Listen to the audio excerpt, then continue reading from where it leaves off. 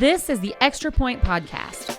During this podcast, we will dive deeper into our Sunday teaching and share practical next steps for your faith journey. Now, let's kick off the Extra Point.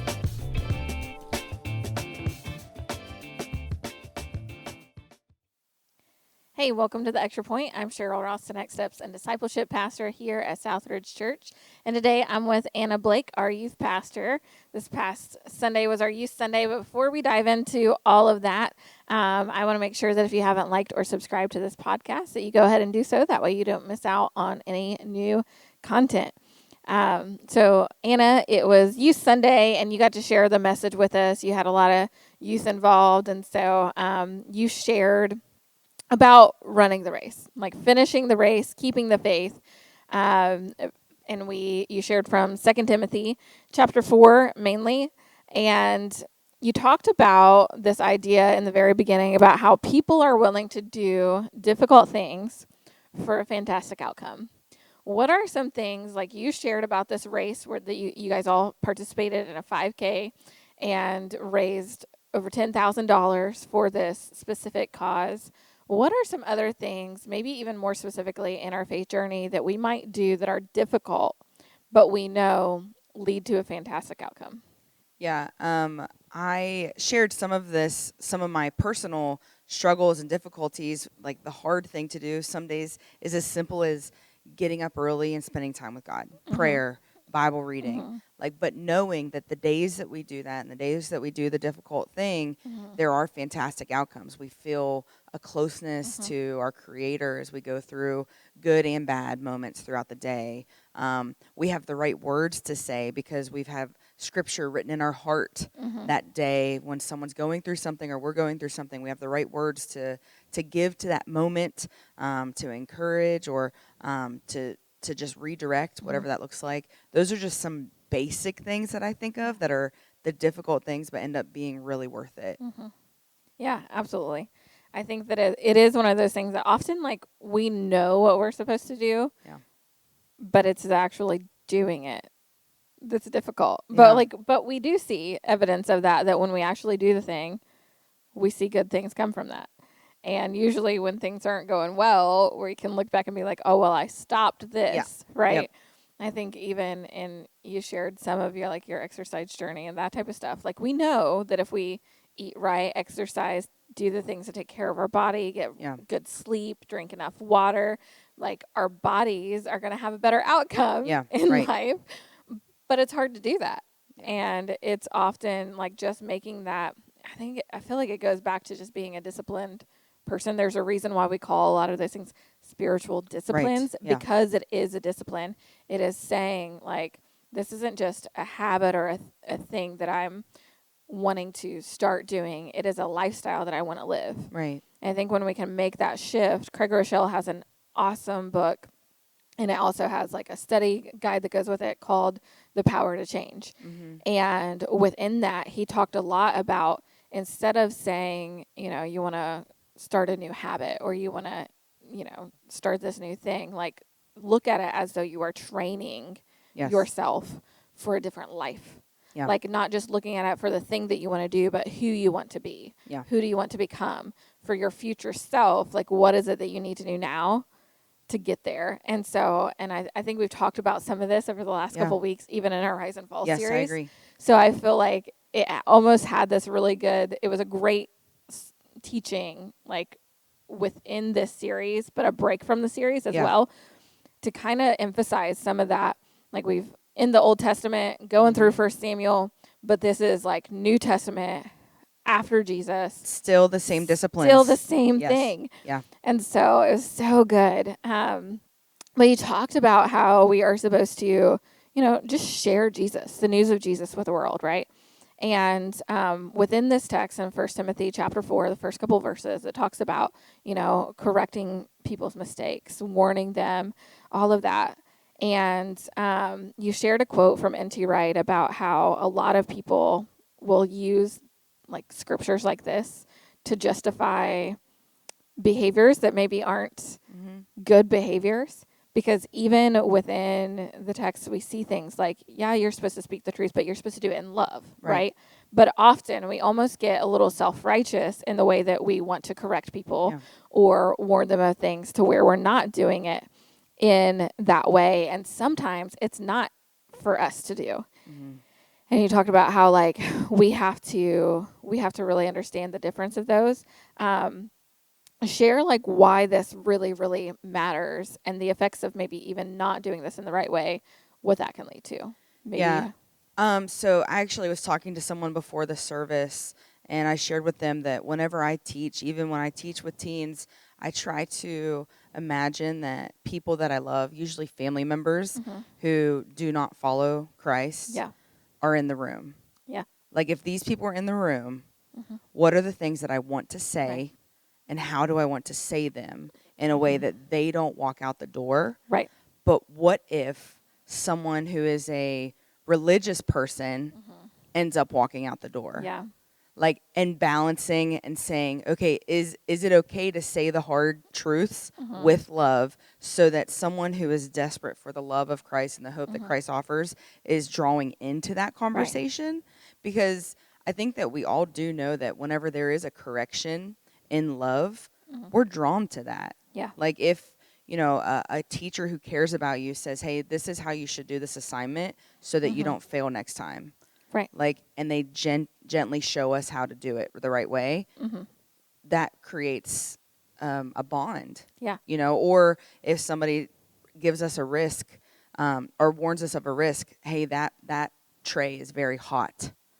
Be aware that's very, very hot. Yeah. Don't touch that. Yeah. That's a sign of, this individual cares about me. Yeah. And I think that whenever we are teaching Jesus, when we're speaking Jesus to people who really do need it, who are far, we have to be aware. And I think the Holy Spirit helps us do this because at the end of the day, Jesus didn't have as many issues when the Pharisees left the room. Right. But he did not want those who desperately needed healing or help or restoration or wholeness or whatever he did not want them to go away without having a life change with him first. Right. And I think that is the critical nature that we have to have as Christ followers of going, what I say has to land in a way that people who need it get it. Yeah. Yeah. Not just about what we say, but how we say it. Yeah. Right. It's not always like the message is there, right? But it's the method and the way that we say it. I even think about this like with my kids, with my spouse. If I'm wanting to get a point across, like the way that I say things, and this is a constant thing that I'm trying to get my older kids, Carter and Esme, to understand, is that often they're saying the thing, and it might be the right thing, but the way they're saying it is like, no. I mean, just the other day, Carter responded to me in a way, and I said, hey, you don't need to say it in that way. You can just simply say yes or no. Like, you don't have to get upset or defensive or, like, lash out. This works just fine. And I think it's a struggle with that, but, like, I think I'm sometimes heavy on the warning or, and some text says rebuking, that type of thing at times, especially with my kids. Like, you've seen it, and you've caught me in this, and I have to, like, sometimes take a breath and, like, not do it. But when I've told my kids not to do something, I've tried to warn them or tell, and then they do it anyway. Then I'm just like, well, you shouldn't have done that. If you wouldn't have ran on the chairs through the worship center, you wouldn't have gotten hurt. I wasn't just trying to be a mom who told you couldn't have fun. I'm trying to keep you from getting hurt. And I think that is that nature of, like, when we're correcting or warning or doing those things, it should be in that mindset of, I'm not just trying to suck the fun out. Yeah. Like, we want you to have a good, fun, fulfilling life, right? But we know what can happen when you're not living this way, when you're not doing those things. Yeah. We're trying to keep you from harm. And I think that's, like, that loving nature of, of where we see God with as the Father of he doesn't say these things in his word to try to just, like, because he doesn't want us to have any fun. Right. It's because he knows and he wants to keep us safe. He wants to keep us from harm. But oftentimes we go our own way, right? Yeah, I think that in addition to that, there is a level of we we do these well when we trust God well. Yeah. Like if I can trust that God knows what's best for this person, then I can do what my role is. Yes. I can do the encouragement if that's what they need. Yes. I can do the warning if that's what they need. I can do the correction if that's what they need. And I can do it when needed and trust that God will do the other things. Yeah, without absolutely. us trying to like fix and manipulate and be in charge or command of someone else's life, because that never works. Right.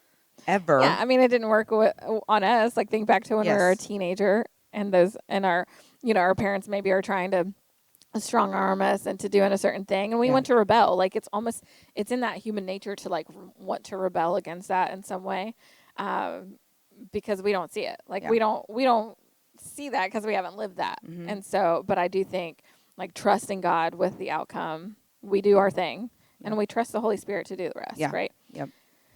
Awesome. Well, you talked a lot about, towards the end, about how success in God's kingdom looks different than what we maybe would label it as. And I love this. You talked about how it might just look like loyalty and perseverance, how it looks like us showing up for God and for others, no matter how difficult.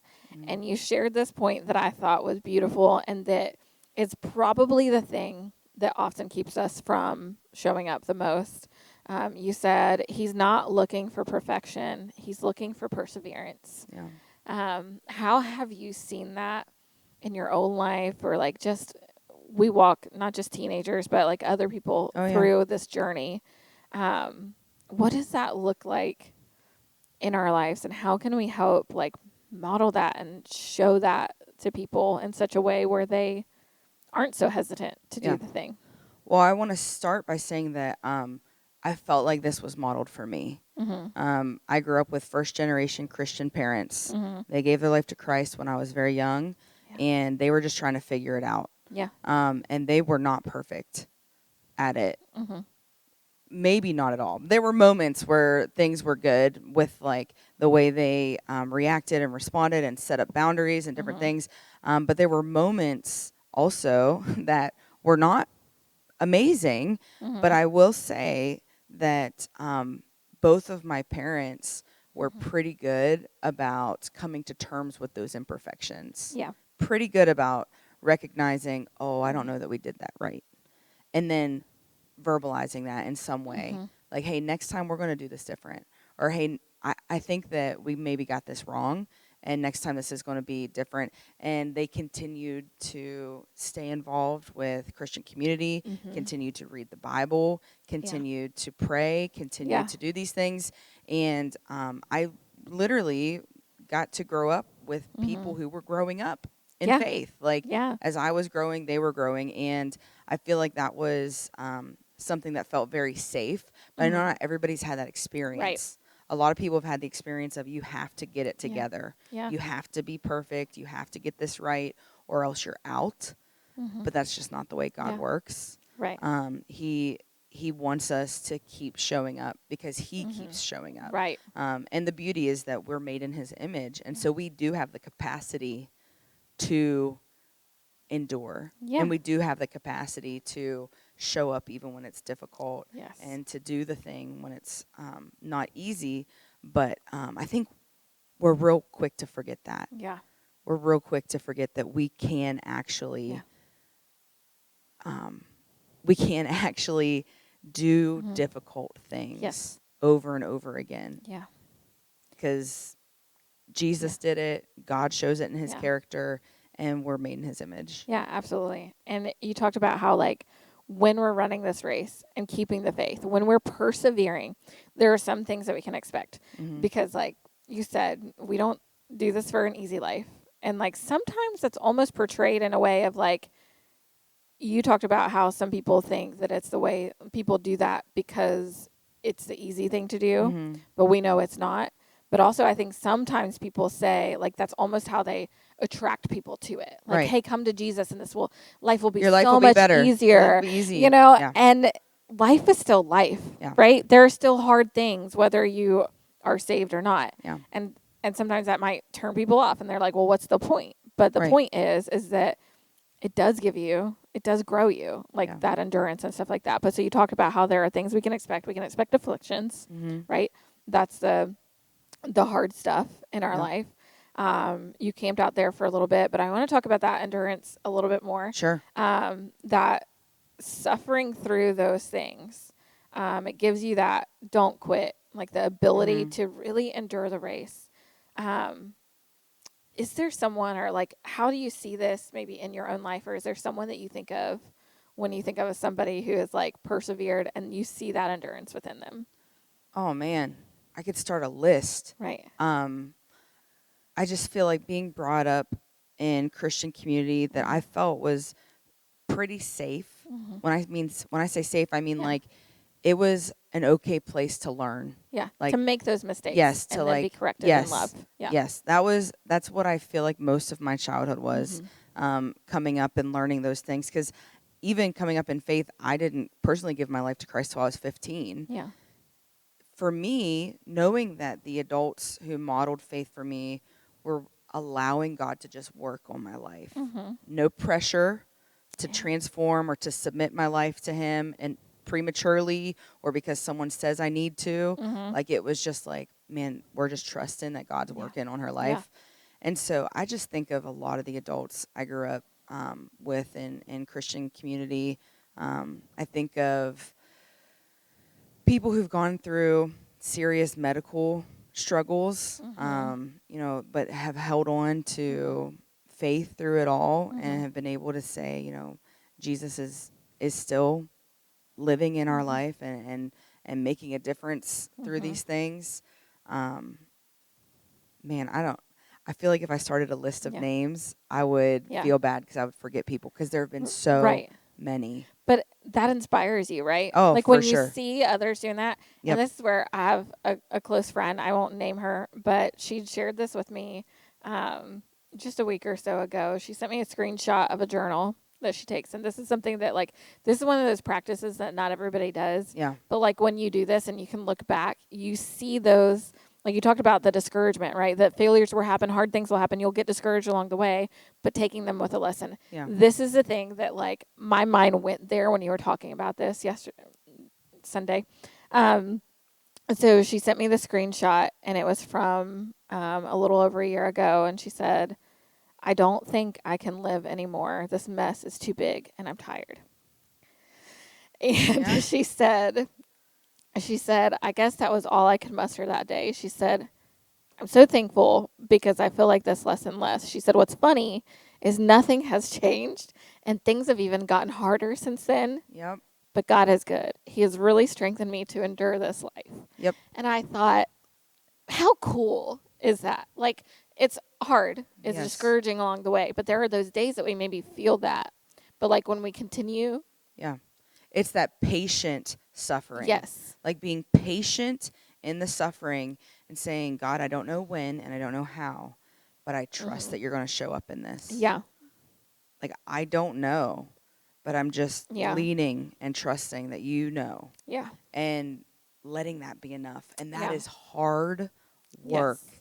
Like, It anyone is. who would think that's easy is out of their mind because that is difficult to do. Yeah, absolutely. But then I think that's that thing of, like, the reward is great. Oh, yeah. But I think in that, it is so hard to see. But that's where, like, you talked about, like, the heartbreaking thing of seeing people who are just sitting to the side, and not doing that, and how we need them. Yeah, we do. Like, we need them to step up. We need you to step up because we need those moments. Like, we need those stories to see how God has helped them even in their hardships, to see, like, even if the circumstances don't change, you can change. And, like, your strength can change. And I, like, that's the beautiful part, that, like, every story matters. Yes. Everybody has something to do. And when we sit on it, when we don't actually get involved, when we think that our race is over long before it is, we risk, like, not just what we can get, but what we can do for others. Oh, yeah. I think of, like, so I compared it to a true 5K that I went through with students and leaders. And if they didn't want to do it, I was not doing it. Right. period. Yeah. I didn't say that from the stage, but if they didn't want to do it, Right. there's no way I would have signed up to do it. Right. And I think that happens in Christian community too. Like Yeah. there are people who are on the edge who would probably do it, Yeah. but they're just waiting for someone else to say, "Oh, I'm for sure doing this." Yeah. And they're going, "Well, I guess if you're doing it, I guess I'll do it Yeah. too." And then we end up all celebrating together. Yeah. And in the slideshow video, when the last people come in, the first people are still there cheering and video recording and high-fiving. Like, that is the image of Christian community. To me, community, what that looks like is running this faith race all together. No matter you're the first one or the last one, you're all in it together, and you're supporting and celebrating every time somebody crosses that finish line. Yeah. And I do think that there are some people who think that they're not cut out for the race, or their story isn't cool enough or matters enough, or they weren't perfect in it. Maybe they had doubts, or maybe they had questioning, or maybe they wanted to give up, and they think, man, I don't want people to believe and know that there was a time where I just didn't trust God, or there was a time where I didn't think God was big enough for this. It's like, no, we do actually need that desperately. Yeah, absolutely. We really need you in So I think this. the more we share those, even those times where we doubt, like when we think, where are you, God? Like, it creates that safe space that you've been talking about, that you got so much. Because I will tell you right now, I'm leading the book club through a book called Disobedient God with Albert Tate.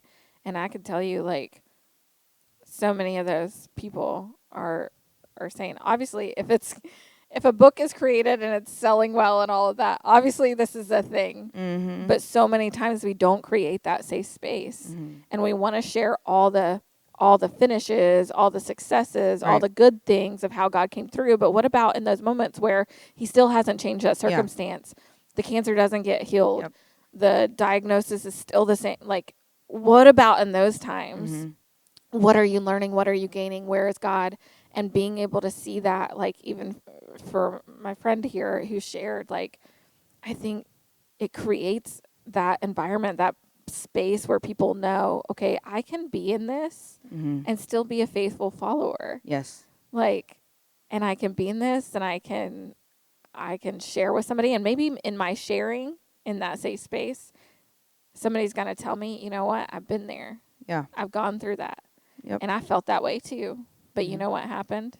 This. Like, God. And I think it all leads to that fulfillment that you talked about. Like, in that finished work. And sometimes it's the little finishes along the way. Oh, they're tiny finishes. Because I think sometimes we get so focused on the end goal. Like, when when this life here on earth is done, and we're, we get so minded of, like, when we're going to be present with Jesus in the afterlife, that we forget about this life. Oh, for sure. And the little finishes along the way. Yeah. And that could look like, for you today, it might look like, I read my Bible today. Yes. That is my finish. It's a big deal. You know what I mean? Like, I spent a few minutes in prayer instead of looking at social media. Like, it's those little finishes too that I think we forget sometimes. It can look like honoring people the way you know that God loves and honors you, and the way that you love and honor God, and doing the simple task, which is not simple,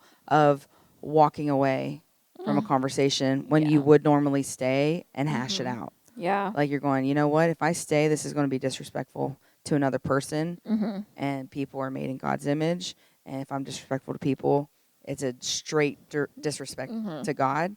So today, if all I do is walk away from this situation, that is a finish line moment. But I don't know that we see things that way, but it is.